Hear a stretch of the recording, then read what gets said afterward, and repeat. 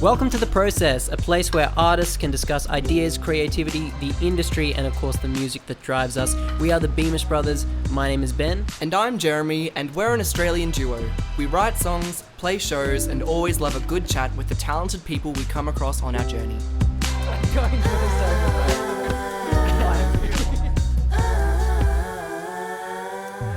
Welcome to The Process. We're the Beamish brothers, here with Wisconsin singer-songwriter JT Roach. He has almost 30,000 followers on Instagram, millions of streams on Spotify. He's written for the likes of OneRepublic. I came across his music, in fact, last year on my Spotify Discover Weekly. JT, thank you so much for joining us. It's my pleasure, guys. So, we'd just like to firstly ask you, where are you actually based? I know that we've been chatting to you on Instagram, that sometimes you're in LA and then sometimes you're in Wisconsin. So, where is home for you?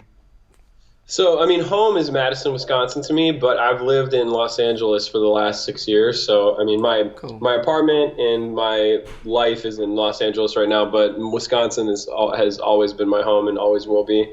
My family's here, my parents, my two sisters. Nice. But my girlfriend and my dog are in Los Angeles, and my job is in Los Angeles. So. Oh, beautiful. What kind of dog do you have? We actually aren't totally sure what breed he is. We were told he's a mini golden doodle, but the only dog that I've seen him that he looks like on Instagram is a mini Australian Labradoodle. So we have a Labradoodle too, and we're Australian. Jeremy is so excited. This is meant to be. His name's Carlton, and when we found out he was a mini Australian Labradoodle, we started calling him Carlton. Carlton. Love it. We love it. No, your dog is honestly the most beautiful thing. Every time I see him on your Instagram story, I always do the love heart react. He's the cutest thing. Yeah. What was the dog's name again? We're just going to talk about the dog if that's all right. The next interview. Yeah. Next 30 minutes. His name's Carl or Carlton. Yeah. Beautiful. We call him Carl, yeah. Oh, such a cute name. Yeah. So anyway, look, we could talk about the dogs for ages. Honestly, that's one of our main talking points, that and coffee. But but basically, so you're obviously your home is kind of Wisconsin, but you've spent the last several years in LA. How does the music scene between those two cities compare? What's been your experience with that?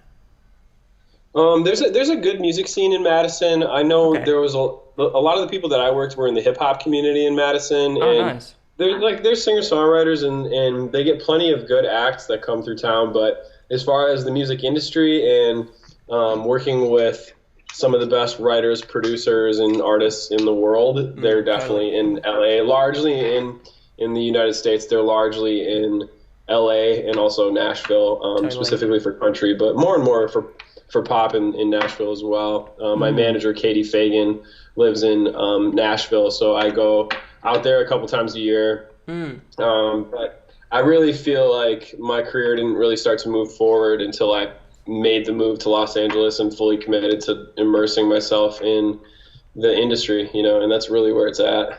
Well, when you moved to Los Angeles, would you mind kind of, because it's obviously the whole process is behind that, and the artistic journey, in all facets, moving locations and everything is super interesting to us. So could you take us through that move, and how did that affect your songwriting, and just what was that experience like for you as an artist?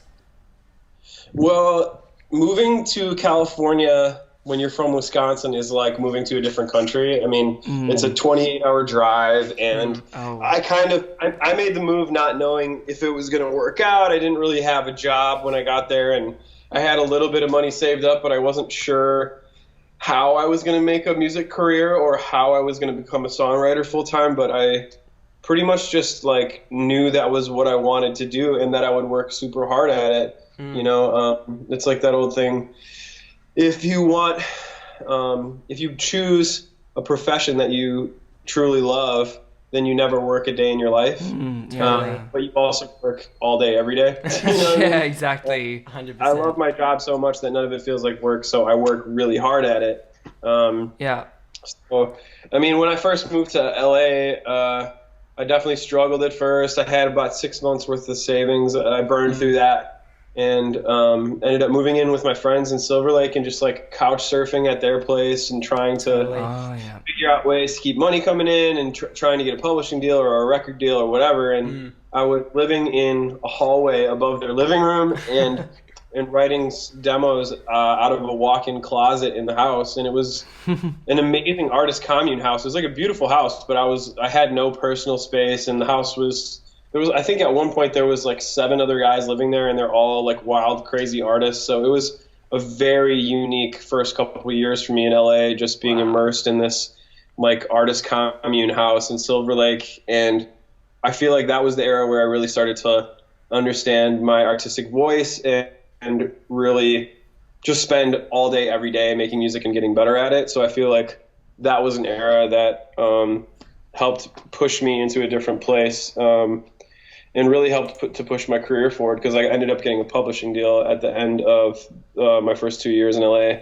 Cool. And it's been moving forward since then. Well, I think it's safe to say that hard work is like really paid off for you. Like your Spotify is on fire, your songs are so good, and you can tell that you're a really seasoned writer, which I think is so awesome and valuable. Like I think from our experience, our best songs always come out of times in our lives where we're just like writing nonstop, and I think. I mean, we don't really have a story that compares to an LA commune of writers, but I feel like that would be the best place to just like find your sound and really like get going as an artist. Yeah, I mean, you can write great music from anywhere, man. Like, never believe anybody who tells you have to be in a certain place to make music, but I will say that Los Angeles has a lot of energy. Like as soon as I land there in a plane, like a lot of people who live there or who visit there will tell you it's like a very high energy city, and in some ways it's too much, specifically when it comes to traffic and just overpopulation. But creatively, there's a lot of creatives there, and surrounding yourself with those kinds of people it's really creatively inspiring and motivating. You see other people working hard to make their careers happen, and it's motivating for you. So totally. It is a really special. But you can make great music from anywhere, and you can find your sound anywhere. And sometimes some of my favorite artists really brought the music industry to where they are. I think of I always use Justin Vernon from Bon Iver as an example. He's from Wisconsin, where I'm from. And he kind of created a music scene in Wisconsin because he was so good that the music industry had to kind of come to him. And now he has a studio and a concert and an entire musical community in Eau Claire, Wisconsin. That's amazing. So, and on the on the topic of creativity and finding your sound, for listeners who may not know you yet, how would you describe your music and your sound and the kind of style that you do as an artist? I mean, it's really just acoustic singer-songwriter with a little folk, a little pop, a little EDM. My elevator pitch for it is I call it Pop Iver. It's like if Justin Vernon of Bon Iver and Justin Bieber got forced to make a record together. But I don't know. They were locked in a room together. JT Roach would be born. Would be the product. In which, I mean, that's like the shorthand way to describe the kind of stuff I do, because my voice is a little bit like soft, like Bieber's, but I love like guitars and folk music like Justin Vernon, and that's like a big influence for me. But I would like to think that my sound is always evolving, and I try not to be too pigeonholed stylistically. I try to keep people guessing a little bit as to what I'm going to put out next. I have some stuff that's super left of center. I have some stuff that's super straight pop. I have some super stripped acoustic stuff. I think ultimately what I want people to take away from my songs is just that it made them feel something, Nice. I think there is a massive emphasis in the industry at the moment on like keeping your sound ridiculously consistent for the entirety of your musical career, and like having 3 adjectives to describe your music forever and ever, amen. But like I think as artists it's always like so much more inspiring to kind of just like play around with genre a lot, and do one kind of folky song and one pop song, one EDM song. Essentially, I guess not limit yourself, right? Yeah, exactly. Because like when you start limiting yourself, I don't know, I actually feel like sometimes like listeners do end up, I don't know, they just become accustomed to your sound, and like people have said to us that they love when we come out with something that's actually really different to what we have done in the past. Yeah, for sure. I think I mean, there in some cases, I think it's really smart to find a specific lane and stick to it. You know, Yeah, there is definitely.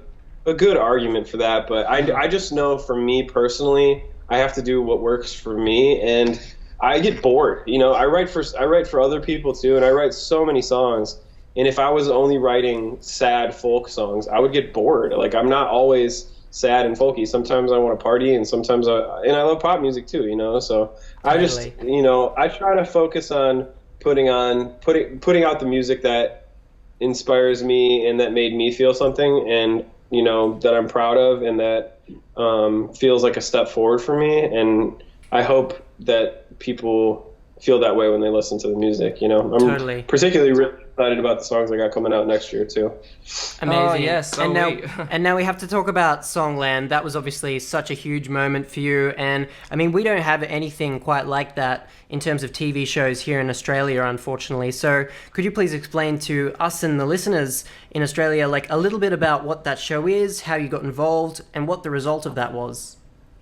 Yeah, of course. So it's I don't know if you guys have The Voice or Shark Tank, if you guys have ever heard of those shows, but it's kind of like The Voice and Shark Tank had a TV show, baby. It's songwriters come on the show to pitch their songs to major artists. So every Yeah. episode there's a big top tier A-list artist who already has a lot of exposure and is already famous. And, four unknown songwriters come out and perform their songs for the artist to pitch the record to them, with the hopes that the artist will like their song, take their song, record it for themselves, and put it out under their record label and under their artist name. Wow. And in your case, so that's a lot of- exactly what happened. Yeah, so I on the season finale, I went on and performed my song "Somebody to Love" for Ryan Tedder and Zach Filkins of OneRepublic, Wow. and I won. They picked my song and they put Whoa, my record out, amazing. and so OneRepublic has a song called "Somebody to Love" out now. That's a song that I wrote with Which my is friends amazing. Kevin Fisher, Jin Tae, and Andrew Wells, who I always have to mention them because I definitely could not have made the song without those three dudes. They're incredible writers and producers. So That's Totally. so incredible, like to have a song out by OneRepublic that you wrote. Like, what a feeling. That's so, like, congratulations on that. That is that thank like you so much. I mean, is that like an ultimate kind of pinch me type moment? It must be, right? I mean, that's has to be every songwriter's dream. If the whole experience of Songland was very surreal, to the point where I feel like when I talk about it or think about it, I'm like, I should really go back and watch the episode again, because it's such an isolated experience, and it felt like it happened so fast that it almost didn't feel real, Yeah.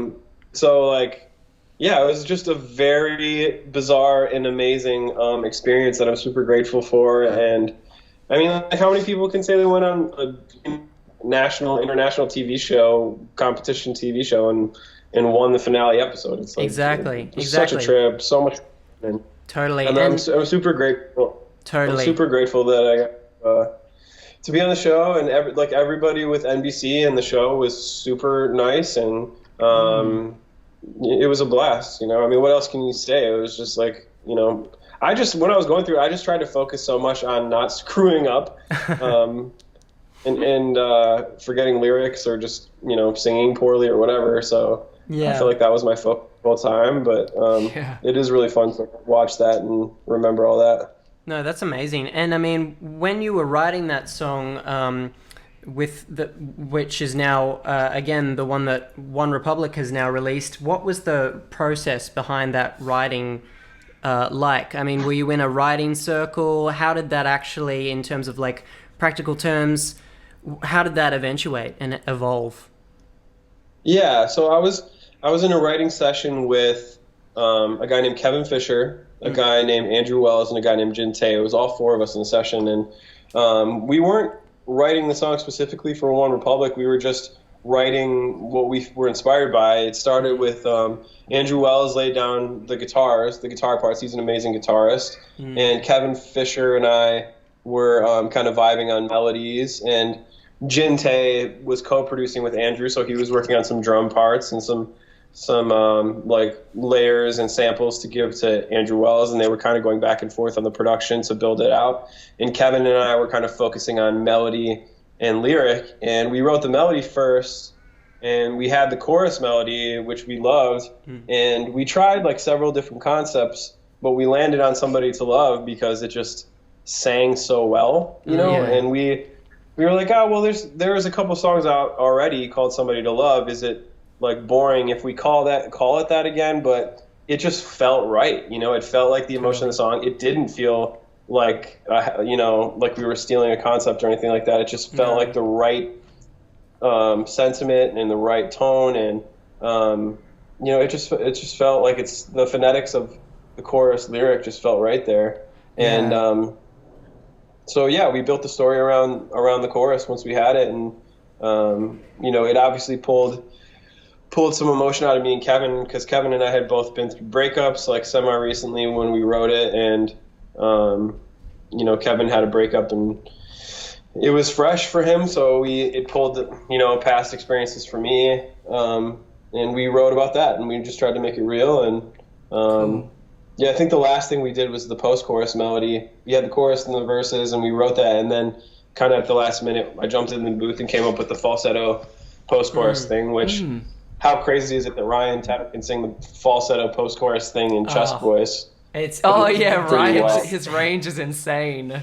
Yeah, he's unbelievable. It was truly like one of those moments that just gives you chills. Yeah. You know, I go on the show and I'm like, yeah, I think post-chorus Ryan Tedder will really be able to show his falsetto, and then he comes out and sings the whole thing in chest voice and just nails it. Yeah. Honestly, he's such a beast, like not just vocally, but also his songwriting, and like just on like coming up with the title for Somebody to Love. Like, I feel like I really resonate with that about like sometimes just like the best option is just like the simplest option, the one that you don't need to overthink.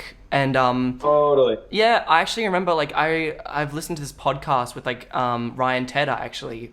And I think he was talking to Ross Golan, and he actually said a similar thing and where he said, like, and the writer is. Yeah, and the writer is. So like, he just said like, you know, how many amazing songs have been stuffed up by people trying to make them more complicated than they needed to be. So obviously you hit the nail on the head by actually landing a song with the person who said that. So congrats on that. Pretty wild, man.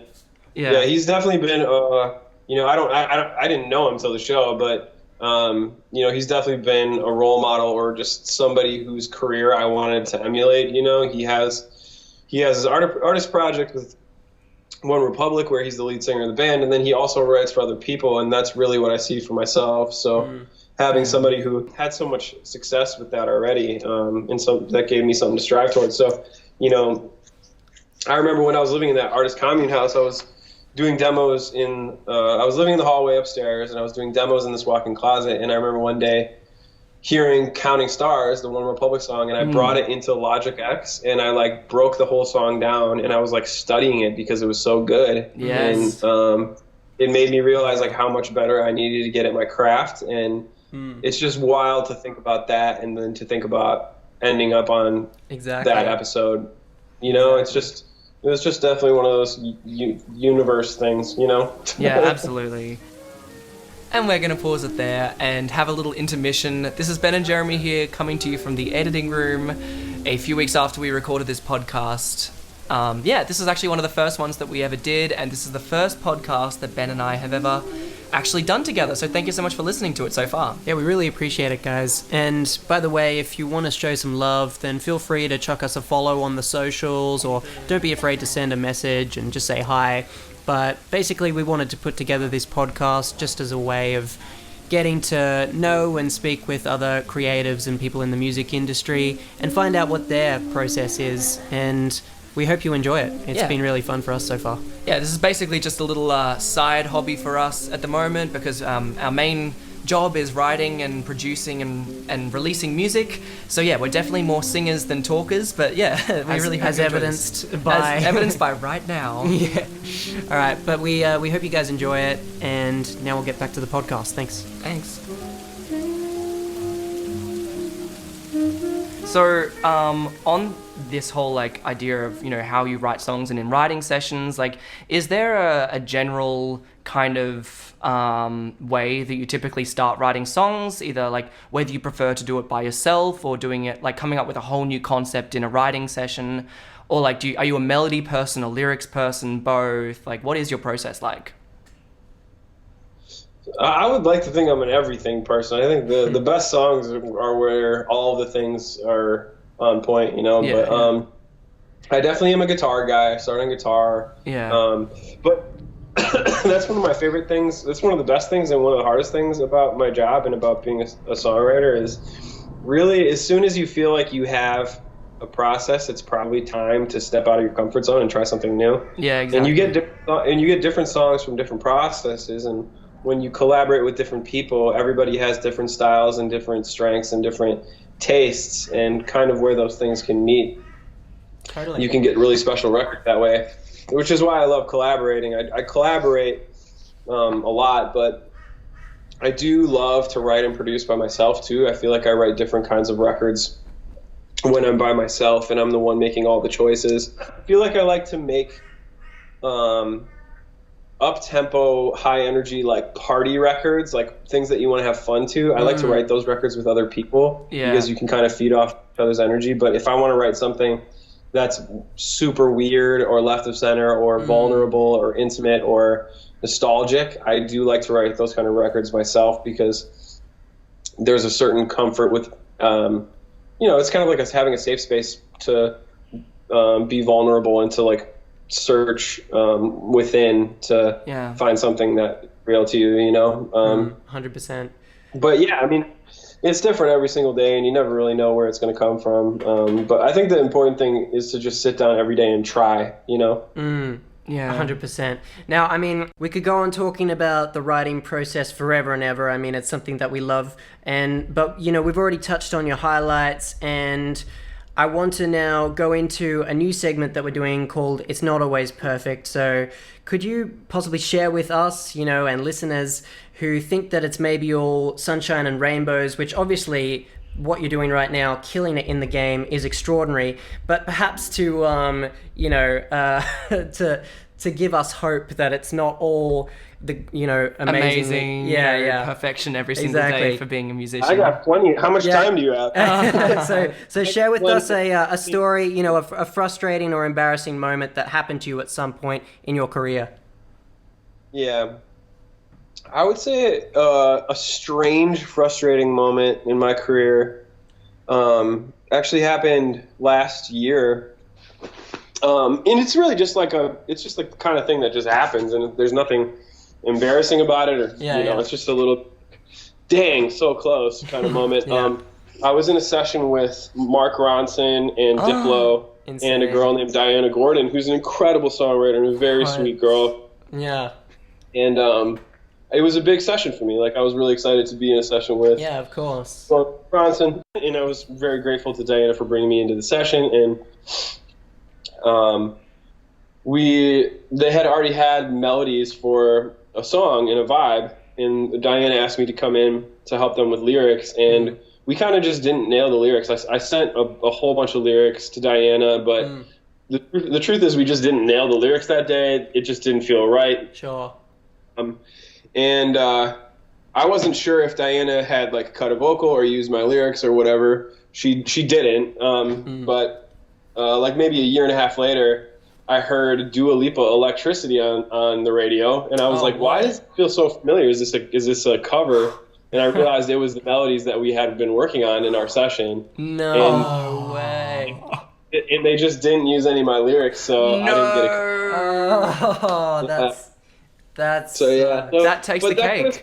That kind of stuff happens all the time. You don't 100%. always get a hit, and people don't always use your stuff. And that was a unique situation in a unique, a very unique situation, and just like definitely had me down for like a week or so. And then I was like, whatever. Like, I'm gonna write 10 of these in my lifetime. Yeah.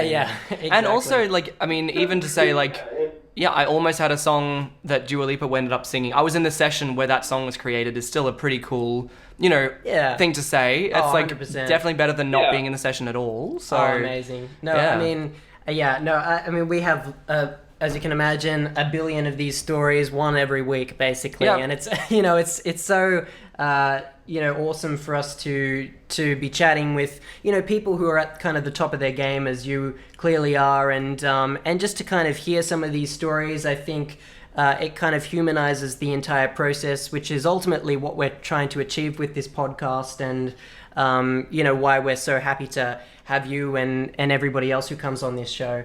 Now, we do this at the end of every interview, and we want to do it with you as well. We're going to do a quick fire round where we ask you a series of questions, and you can try and answer them as quickly as you can. Does that sound good?